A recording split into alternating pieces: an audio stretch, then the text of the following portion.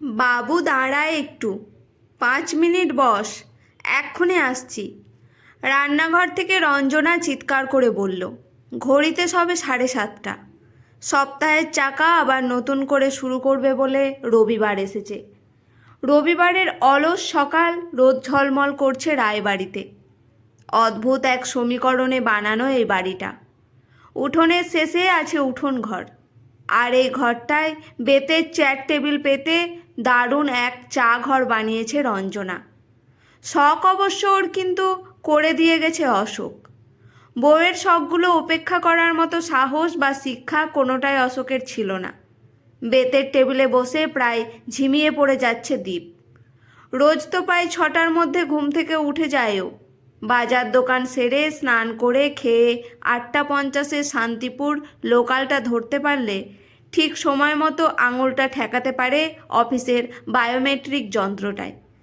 কিন্তু তাই বলে রবিবারেও এই দিনটাতে যদি 8টা অবধিও ঘুমাতে পারত, সারা সপ্তাহের শক্তিটা সঞ্চয়ের দিন বলতে এই রবিবার।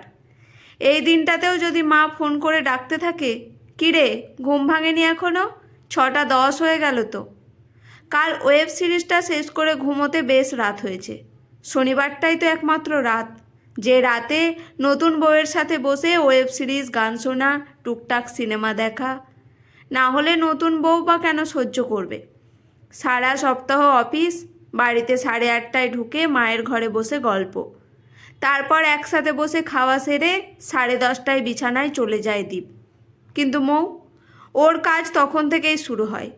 খাওয়ার পর টেবিল পরিষ্কার করা, একতলার সব জানালা আটকানো, সদর দরজায় তালা দেওয়া, সকালের রান্না সবজি গুছিয়ে রাখা। সব সেরেই যখন দোতলার ঘরে এসে ঢোকে মৌ, দীপ তখন অপেক্ষা করতে করতে স্বপ্নের দেশে। কতবার বলেছে দীপ, মা তো সব কাজ করে রাখে, তুমিও তোমার ভাগের কাজগুলো সন্ধে থেকেই সারতে থাকবে। এই যে জানালা বন্ধ করা, পরের দিনের সবজি গোছানো। কিন্তু রঞ্জনা নাকি পছন্দ করেন না সময়ের কাজ সময়ে না করা। আগে জানালাগুলো বন্ধ করে দিলে নাকি দম বন্ধ লাগবে। পরের দিন সকালে রান্না হবে, তাই সবজিগুলো বেশি আগে কেটে রাখলে কালো হয়ে যাবে। এই যুক্তিগুলোই বোঝে না দীপ। 11টায় না কেটে 9টায় কাটবে, কি ক্ষতি? এখন তো বসেই থাকে মৌ। অবশ্য ওই বা কী করবে? 10.5 মাস হলো বিয়ে হয়ে এই বাড়িতে এসেছে, আর রঞ্জনা যেভাবে সবটা দখল করে রেখেছেন, মৌয়ের পক্ষে সেসব বদলানো বেশ কঠিন। আর রঞ্জনা সেও তো সারাদিন ধরে করছেন। রান্না, দীপের টিফিন, দীপের জামা কাপড় কেচে আয়রন করে রাখা, দীপের অফিসে যাওয়ার আগে যা যা লাগে এখনও সব দেখে রাখেন রঞ্জনা। কতবার বলেছে দীপ এইগুলো মৌকে বুঝিয়ে দিতে। বয়স হচ্ছে তো নাকি, বাচ্চা মেয়ে বলে বলে হলো তো 10টা মাস চোখ বন্ধ করে এই সব ভেবে চলেছে দীপ। ইদানিং মৌ সুযোগ পেলেই কেমন একটা কথা শোনায় দীপকে। পরিষ্কার করে না বললেও দীপ বেশ বোঝে ওর খুব রাগ হয় রঞ্জনার ওপর। কাল রাতেই বলেছিল ও নাকি দারুণ ফ্রাইড রাইস, চিলি চিকেন বানাতে পারে। দীপ মজা করে বলেছিল, শুধু বড় বড় কথা, কই কোনোদিনও তো খাওয়াতে পারো। তোমার মা সেই সুযোগ দিলে তো বাবু হাত ছাড়া হয়ে যাবে না। মৌয়ের কথাটা খুব কানে লেগেছে দীপের। শুধু শনিবার রাতটা নষ্ট করবে না বলে কিছু বলেনি। কিরে, সারা রাত ঘুমোসনি নাকি? গলাটা শুনেই চুপ খোলে দেখল দীপ। টেবিলের ওপর আলুর চপ আর চায়ের কাপগুলো রাখতে রাখতে বললেন রঞ্জনা। একবার ঘুম ভেঙে গেলে আর ঘুম আসে না দীপের, কিন্তু চোখ বন্ধ করে ভাবনাদের সাথে খেলা বহুদিনের অভ্যেস ওর।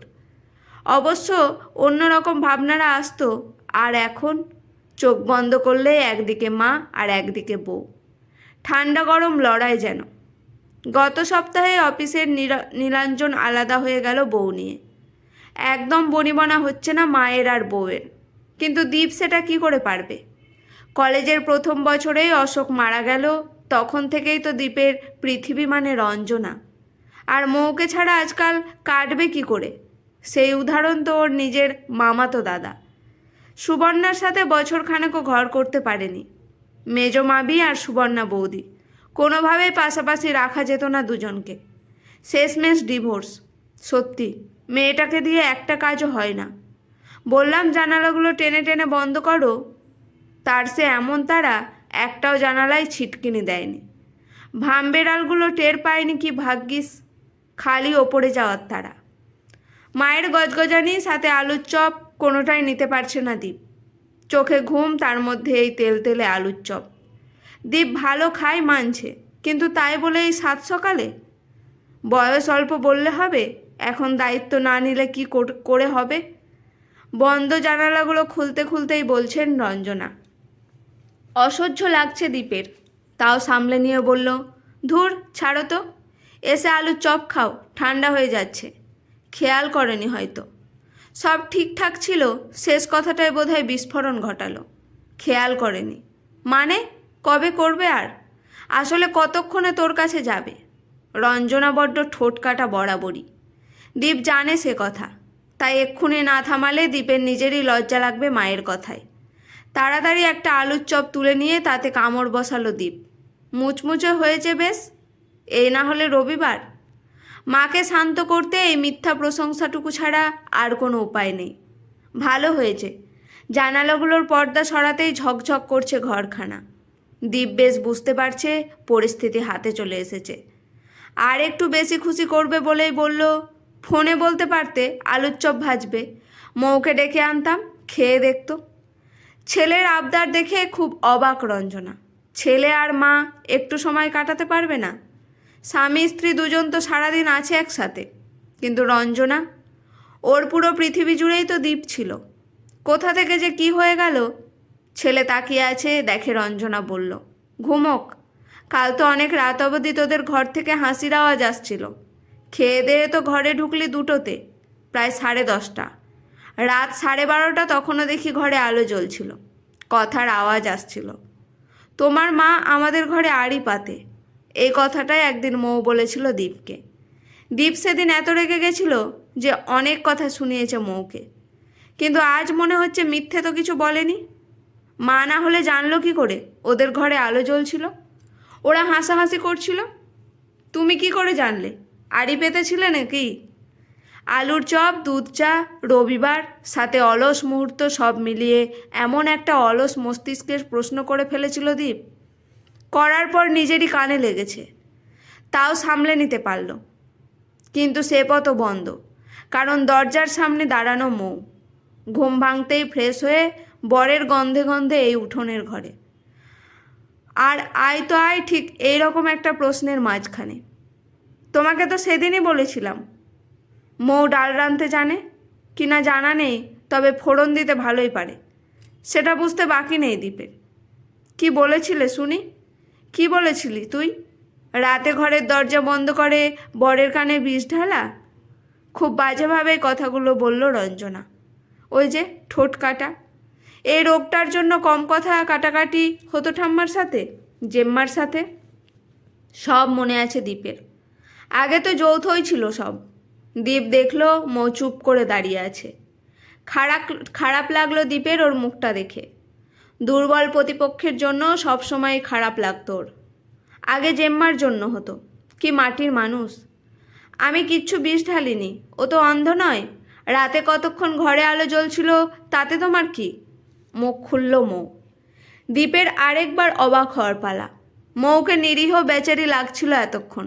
দীপ মনে মনে ঠিক করে নিয়েছিল ঘরে গিয়ে একটু আদর করে দিলেই বোধহয় ঠিক হয়ে যাবে। তুই তুই আড়ি পাতিস না? শোন বাবু, সেদিন তোর মেজ মামির সাথে কথা বলতে বলতে বাইরে এসে দেখি পর্দার ফাঁকে দাঁড়ানো তোর বউ। প্রায় চিৎকার করে বলছেন রঞ্জনা। মোটেই না, আমি তখন অপেক্ষা করছিলাম, একটা পার্সেল আসার ছিল। মৌ নিজেকে ঠিক প্রমাণ করার জন্য বলতেই রঞ্জনা হাতে আরেক টুকরো অস্ত্র পেয়ে বলল, তোর বউ তো বাইরে থেকে খাবার অর্ডার দিয়ে ঘরে বসে খায়। মৌ থেমে যাবে না এতক্ষণে বুঝে গেছে দীপ। কি করব? ওই তো রান্না, তেল নেই, মশলা নেই, মাছের পিস ওইটুকু। আমি তো না খাওয়া ঘর থেকে আসিনি। কি বলছে মৌ এসব? রঞ্জনা তেল মশলা দিয়ে এমন সুন্দর রান্না করে যে দীপের অফিসে সবাই খুব পছন্দ করে। দীপ টিফিন বক্স খোলা মানেই সব ছেঁকে ধরবে। আর ছোট পিস মাছ মানে? বাজার তো দীপ নিজেই করে। অশোকের থেকেই শিখেছে দীপ বাজার করা। বড় সাইজের মাছ, এত শাকসবজি।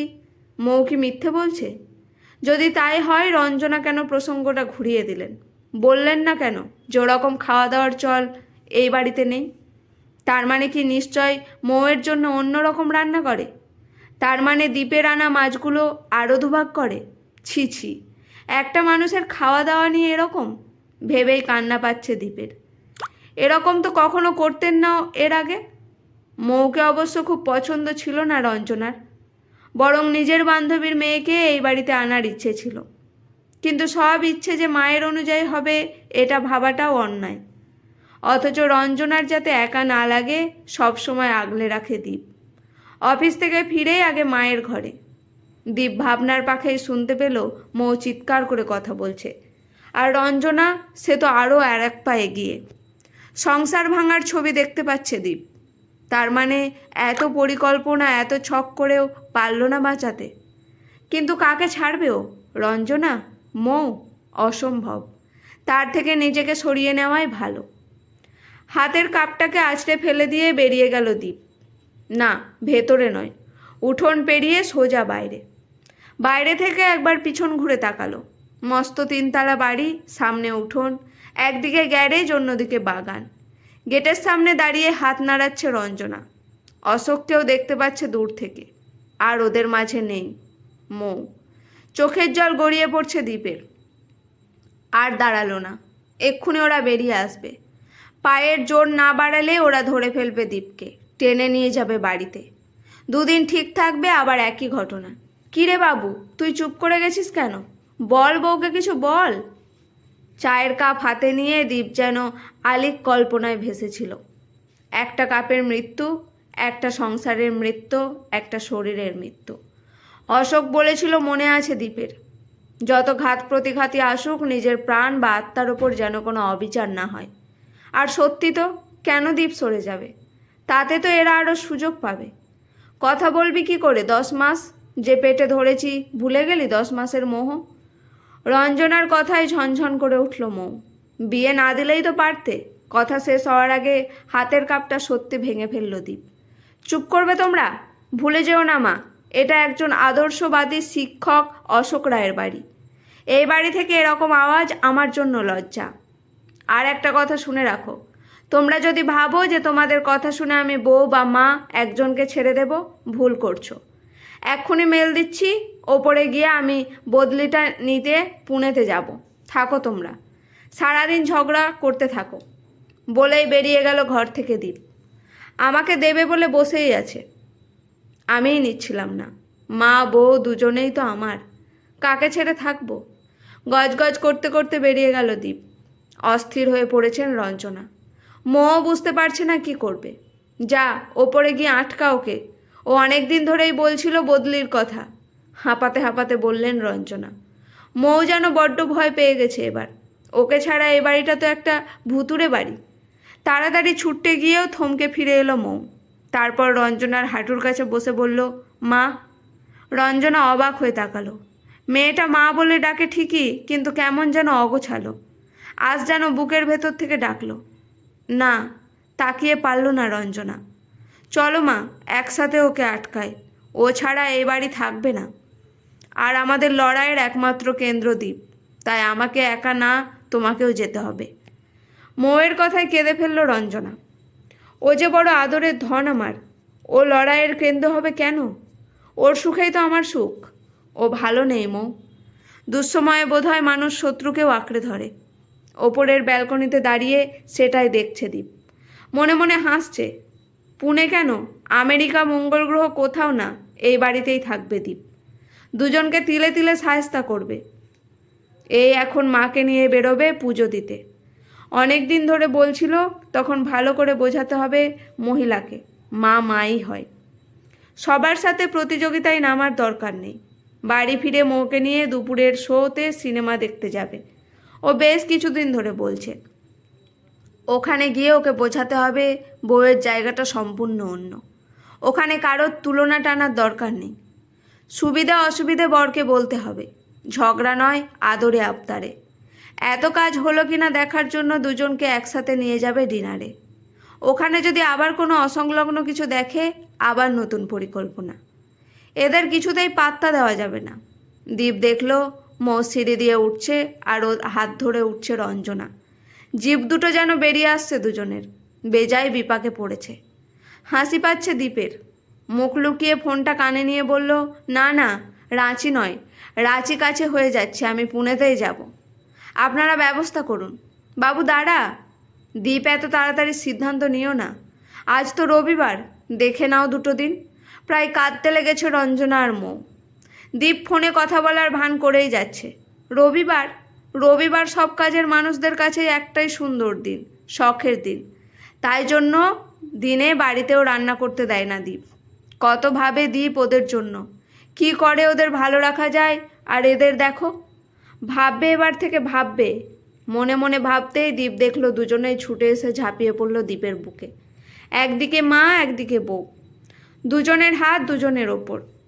এইটাই তো চেয়েছিল দীপ। তার জন্য রবিবারটা কঠিন হলেও ক্ষতি নেই।